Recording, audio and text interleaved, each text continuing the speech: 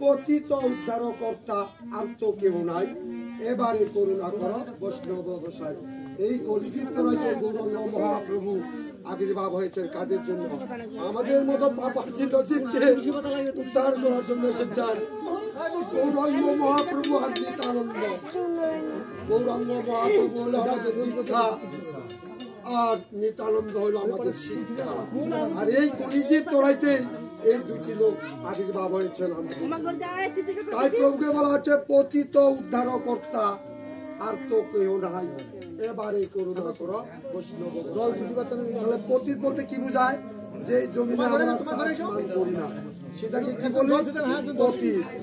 আর এই দেহ জমিনেও আমরা কোনো চাষ আবাদ অর্থাৎ আমরা পূজা অর্চনা প্রভুর হরিনাম গুণকীর্তন কিছুই গাই না, তাহলে আমরা পতিত। এই পতিত হিসাবে প্রভুকে বলা হচ্ছে যে পতিত উদ্ধারকর্তা আর তো কেউ নাই, এবারে করুণা করো। তাই গুরুদেবকে বলা হচ্ছে পতিত